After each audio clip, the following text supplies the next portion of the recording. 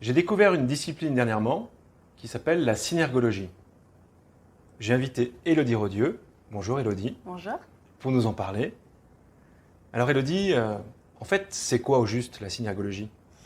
Alors la synergologie, c'est la discipline qui a pour objet la communication non verbale. Elle va nous permettre d'observer le langage corporel et ensuite de donner du sens à nos observations. D'accord. Et si là, je prends en exemple notre interaction actuelle.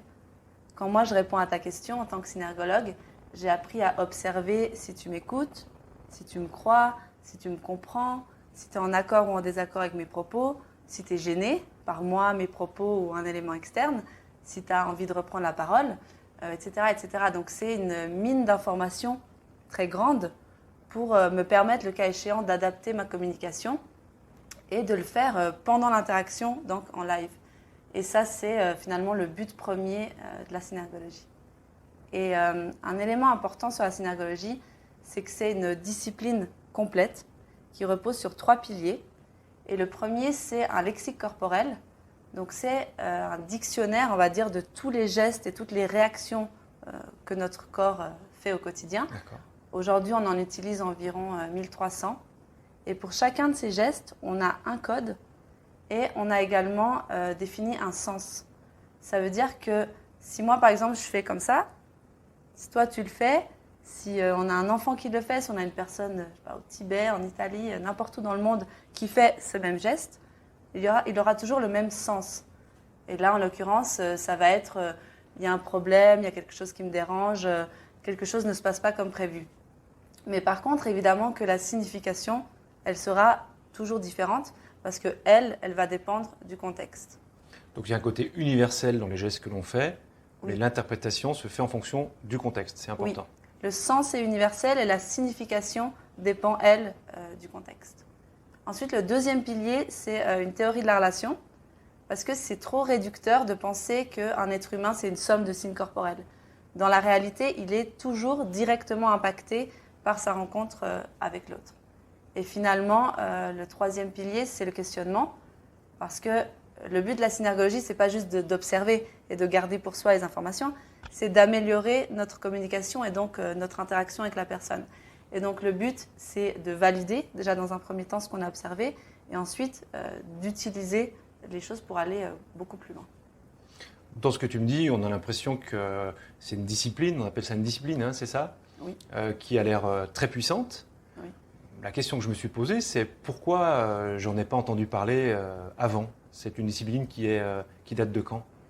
C'est une discipline qui date de 1996, donc il n'y a même pas 30 ans. D'accord.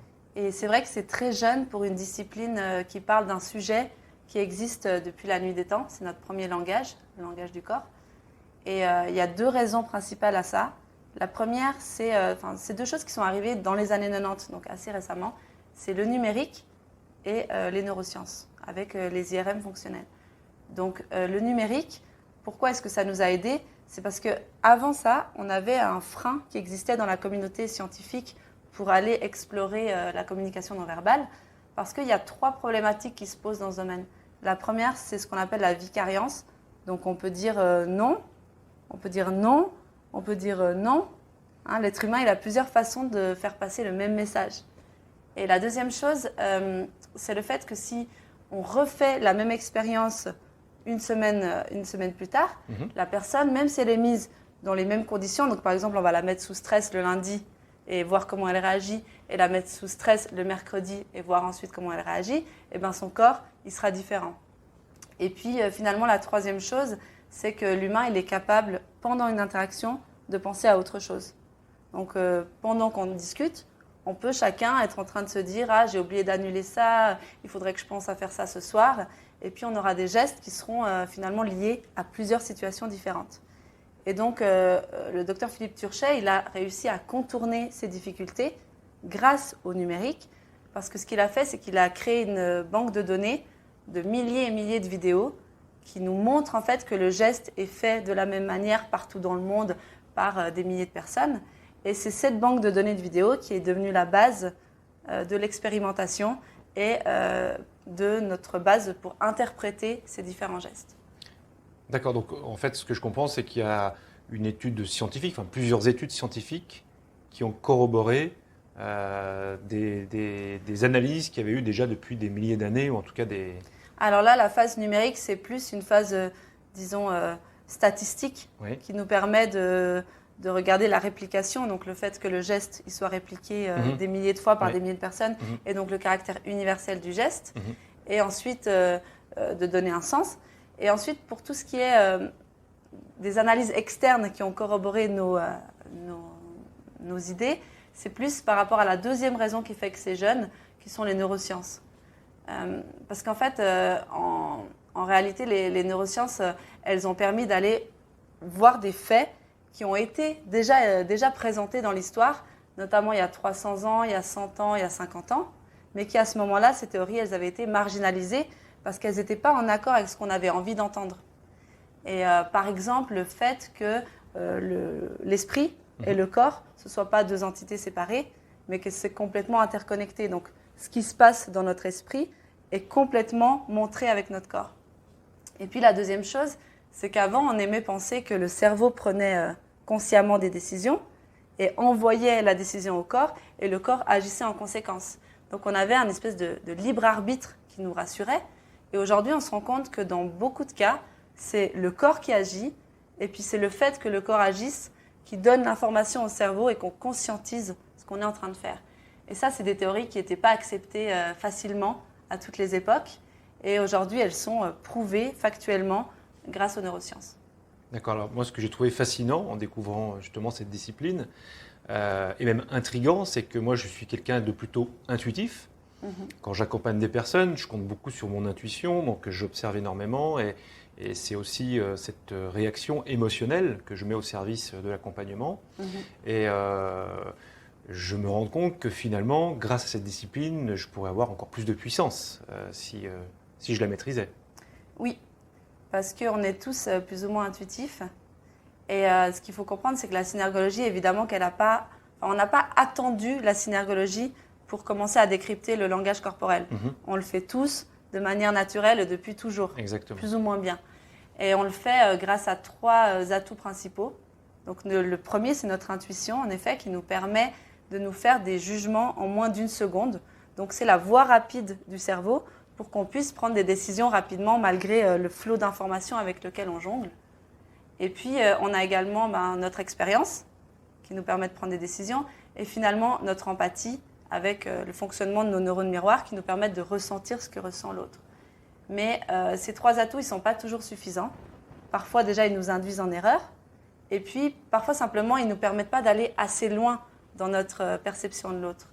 Et pourquoi est-ce qu'ils nous induisent en erreur? C'est qu'on a 3, on va dire, ennemis à ces atouts naturels. Notre premier ennemi, c'est les stéréotypes. Et ça, on y est tous sensibles. On a des études qui montrent que les bébés, déjà, ont des stéréotypes quasiment à la naissance. Et par exemple, dans les stéréotypes connus, on va imaginer qu'une personne, plus elle est grande, plus elle est adulte, et donc plus elle est responsable. Et de ce fait, elle serait un leader plus naturel. On va aussi penser qu'une personne qui est belle, elle a des meilleurs gènes, et donc elle est plus équilibrée et en meilleure santé. Donc c'est des stéréotypes parce que c'est des choses qui ne sont pas factuellement vérifiées. Et puis la deuxième chose qu'on connaît depuis peu, c'est la contre-empathie. Et la contre-empathie, c'est le fait que nos neurones miroirs s'arrêtent lorsqu'on est face à une personne qu'on n'apprécie pas ou qu'on considère qu'il ne fait pas partie de notre monde. Et on ne s'en rend pas compte. On a l'impression d'être compréhensif et puis de ressentir ce que l'autre ressent, mais factuellement, nos neurones miroirs ne fonctionnent pas. Et la dernière chose, c'est les idées reçues. Ça, on en a une, par exemple, qu'on entend souvent dans le langage corporel, c'est le fait qu'il me ment parce qu'il ne me regarde pas dans les yeux. Et dans la réalité, c'est plutôt le contraire. Celui qui regarde dans les yeux, en général, c'est plutôt le comportement d'une personne qui ment et qui veut vérifier que la personne croit ce qu'il est en train de dire. Et pourquoi est-ce qu'on a presque tous cette idée reçue dans notre tête? C'est que la plupart d'entre nous, quand on était petits, il y a un moment, vers 4-5 ans, où il y a un adulte qui a dû nous dire est-ce que c'est toi qui as fait cette bêtise? Regarde-moi dans les yeux quand tu me parles. Et on a imprimé le fait que pour bien mentir, il fallait regarder dans les yeux. Une deuxième idée reçue connue, c'est donc par exemple le croisement de bras. On va dire que on va facilement dire que c'est un signe de fermeture, souvent à tort. Pourquoi? Parce qu'au final, les bras comme ça, ils font un signe de croix. Et le signe de croix, dans notre symbolique, c'est un signe de fermeture. Que ce soit dans le sport ou autre symbole, Ouais. on a ce signe-là. Donc on a en fait tous ces biais. Et aujourd'hui, grâce à la synergologie, on a la possibilité, l'opportunité d'aller beaucoup plus loin et d'éduquer notre regard pour avoir une compréhension de l'autre qui soit beaucoup plus objective et aussi beaucoup plus poussée. Donc ça veut dire qu'en maîtrisant cette discipline, la synergologie, ça peut nous donner beaucoup plus d'atouts pour comprendre la personne et dans évidemment la discipline du coaching par exemple, ou de l'accompagnement tout simplement, être beaucoup plus attentif et même beaucoup plus puissant dans l'accompagnement qu'on pourra apporter, c'est ça? Oui, c'est extrêmement utile. Et c'est utile dans notre vie professionnelle, c'est également utile dans notre vie privée. On a tous à un moment ressenti le fait de ne pas se sentir compris, même de ne pas se sentir compris pendant une interaction. Une personne, elle va penser par exemple qu'on est énervé par quelque chose. Finalement, au moment où la personne pensait ça, on ne l'était pas. Et c'est très frustrant. Et on perd en fait, on s'offre beaucoup d'informations par notre corps. Et le corps, en fait, va révéler tout ce qu'il y a à être révélé. Parce que lui, il n'a pas appris à faire semblant. Et on passe à côté de ces opportunités, déjà en ne sachant pas comment les observer. Oui. Et en plus, en ne sachant pas comment les interpréter ou en les interprétant selon nos propres idées reçues. Donc, c'est évidemment utile dans la vie privée et dans la vie professionnelle aussi. Et à savoir qu'aujourd'hui, ça reste plus qu'utile, ça reste un avantage concurrentiel. Parce que ce n'est pas quelque chose qui est encore suffisamment connu. D'ici quelques années, 10 ans, 20 ans, tout le monde fera de la synergologie. Parce que c'est assez puissant pour se rendre compte que c'est nécessaire et qu'on a tous intérêt à mieux comprendre l'autre, à mieux se comprendre soi, à mieux comprendre le flot d'informations qu'on reçoit par les médias. Et aujourd'hui, c'est quand même incroyable de se dire qu'on n'est pas capable de décrypter le vrai du faux de toutes les informations qu'on reçoit. Donc aujourd'hui, comme c'est nouveau, c'est un avantage, par exemple, si on a une fonction RH, de savoir est-ce que la personne elle est à sa place pour ce poste. Bien sûr. Dans la justice, est-ce qu'elle est sincère, est-ce qu'elle ne l'est pas. Dans le coaching, plus précisément, ça va être intéressant de savoir est-ce que le coaché il est intéressé par l'outil qu'on lui présente. Est-ce qu'il a des non-dits? Est-ce que tout à coup, il y a une question, un sujet qui le met mal à l'aise? Et jusqu'à quel moment c'est intéressant de creuser? À quel moment il faut savoir s'arrêter? Donc tout ça, c'est des informations qui vont nous permettre d'aller beaucoup plus loin dans chaque interaction qu'on fait tous les jours, vie privée, vie professionnelle. D'accord, donc c'est assez vaste. C'est pas simplement dans le cadre professionnel, mais dans le cadre privé, évidemment. Oui. Le but, c'est aussi d'améliorer les relations entre les personnes et de se comprendre avec plus de sincérité, peut-être? Oui, beaucoup plus d'authenticité. Et d'ailleurs, c'est même avec les autres, mais avec soi-même aussi. Oui. Parce qu'on se rend même compte soi-même quand on dit non, ça ne me dérange pas et que finalement on fait un geste qui montre que ça nous dérange. Nous, ça nous permet aussi de réaliser ce qu'on a comme mécanisme et puis se poser la question pourquoi est-ce qu'on réagit comme ça? Pourquoi est-ce que parfois il y a des incohérences? Est-ce que c'est ce qu'on veut? Est-ce que c'est pas ce qu'on veut? Et on évolue aussi beaucoup sur nous-mêmes. Aujourd'hui, tu es synergologue. Si j'ai bien retenu, tu as mis à peu près 3 ans pour faire cette formation et devenir synergologue, c'est ça? Oui, à peu près, 2 ans. Est-ce que cette discipline peut être accessible? Alors, en faisant ce parcours, bien évidemment, mais est-ce qu'on a des moyens d'acquérir des techniques ou peut-être des informations, des connaissances de cette discipline autrement qu'en suivant cette formation? Oui. Si je te présente, moi, mon parcours, j'ai commencé à environ 8 ans. Et j'ai voulu apprendre la synergologie de manière autodidacte. Donc j'ai acheté tous les livres, j'ai regardé toutes les vidéos que j'ai trouvées sur la synergologie, je les ai résumées, j'ai fait des fiches, j'ai appris par cœur. J'ai investi vraiment du temps et de l'énergie pour y arriver. Et résultat, rien. J'étais incapable, il me manquait en fait le ciment entre les informations. D'accord. J'étais incapable de l'utiliser dans mon quotidien avec qui que ce soit. Et donc j'ai cherché en effet une formation qui puisse me permettre de mettre ensemble toutes ces informations pour qu'elles me soient utiles. Et à cette époque-là, je n'ai pas trouvé de formation courte. Donc, je me suis lancée dans le diplôme de synergologue. Félicitations. Merci. Et ça m'a pris, environ 2 ans. 2 ans avec un mémoire assez conséquent à la fin. Donc, je ne m'attendais pas en fait à autant d'investissement, de temps, d'énergie, etc. Aujourd'hui, ça m'a permis d'acquérir le niveau que j'ai. Donc, je ne regrette pas. Mais c'est vrai qu'en quelques jours, on a déjà la possibilité de passer en revue tous les concepts de base, de mettre en fait en place toutes les fondations pour être sûr, parce qu'il faut savoir que dans le non-verbal, il y a tout et n'importe quoi. Il y a des choses qui se sont écrites depuis toujours, oui, qui reposent sur pas grand-chose, et donc il faut déjà savoir démêler le vrai du faux et avoir l'œil aiguisé pour comprendre si c'est de la synergologie ou pas. Donc déjà, pour mettre les concepts de base, et ensuite, en quelques jours, on arrive à passer en revue à peu près tout le corps humain. Donc tous les gestes principaux, on arrive à les entrevoir. Après, c'est clair que si notre ambition, c'est de devenir profiler de la CIA après 3 jours, ce ne sera pas suffisant.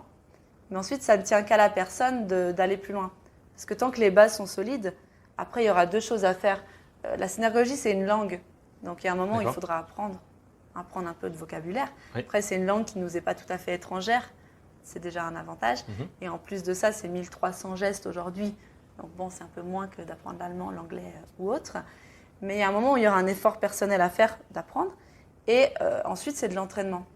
Et puis l'entraînement, l'avantage, c'est qu'on peut le faire sur soi, sur les autres, à n'importe quel moment de notre journée, et également devant sa télévision, si possible devant une émission qui n'est pas scénarisée.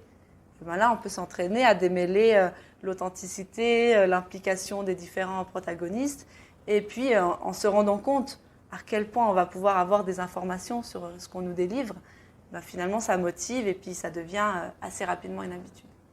Donc ça veut dire que, évidemment, devenir synergologue, c'est au moins 3 ans d'investissement personnel et de formation. 2 ans en tout cas, oui. Au moins 2 ans, d'accord. Et en quelques jours de formation, par des synergologues, on a la possibilité déjà de faire tomber des idées reçues, de mieux comprendre, peut-être même de changer des comportements, mais dans le sens pour être plus authentique, c'est ça ? Et donc, quelques jours pourraient suffire à déjà faire tomber ces barrières et commencer à exploiter quelques informations. Beaucoup plus. Oui. D'accord. En 3 jours, on fait vraiment un pas de géant dans sa communication et la compréhension de l'autre. D'accord. Pour moi, on peut voir tout le principal de la synergologie, déjà. Après, évidemment que nous, en 2 ans, qu'est-ce qu'on fait de plus ? On apprend la langue, on apprend à la coder, on apprend à coder les mouvements, on apprend... tout ça, c'est du temps. Et puis, c'est l'expérience. C'est ce qu'on fait en plus, en fait. On va un petit peu plus loin sur certains sujets, mais pas beaucoup sur la théorie. Ce qu'on fait, c'est surtout de l'expérience, des exercices. Et ça, c'est des choses qu'on peut également acquérir de manière individuelle, à condition que la base, elle soit solide. D'accord. Oui, et qu'on parte du bon pied. Et à qui tu pourrais conseiller ce type de formation pour que ce soit utile Tout le monde. Oui. Il n'y a aucun prérequis. D'accord. À partir du moment où on a des interactions avec une personne, même avec soi, oui, et déjà là, ça nous concerne. Donc ensuite, je dirais que la seule chose, c'est avoir une ouverture d'esprit et accepter de remettre en question justement son intuition. Parce que, on l'a vu par exemple dans le mensonge-vérité, on a tous quand même l'impression qu'on est un petit peu meilleur que les autres et puis que tout ça, ça nous concerne à moitié parce que nous, dans notre expérience, on a l'impression de ne pas se laisser avoir. Ouais. Et puis, il y a un moment où quand on fait des exercices de mensonge-vérité, on se rend compte à quel point on est meilleur quand on enlève le son, qu'on n'a plus de biais émotionnel. Et qu'on se concentre sur les gestes. Regarde le corps, et là, c'est une évidence. C'est vrai, c'est faux. Donc, déjà, il faut avoir une ouverture d'esprit pour passer ce cap, puis avoir envie d'aller beaucoup plus loin et de devenir objectif dans notre jugement et de se fier à ce qu'on voit et plus à tous ces biais cognitifs auxquels on est tous un petit peu victimes. Merci beaucoup, Élodie. Merci. Tu en parles avec beaucoup de passion. Oui, et puis, tu donnes des formations toi-même sur cette discipline-là. Oui. Donc, peut-être que certains seront intéressés pour te rejoindre, t'écouter, et puis être curieux de mieux connaître, de mieux se connaître, et du coup, peut-être forcément de mieux communiquer. Oui. On a tous intérêt à ce que chacun se comprenne mieux. C'est vrai. Merci beaucoup. Merci. À très bientôt. À bientôt.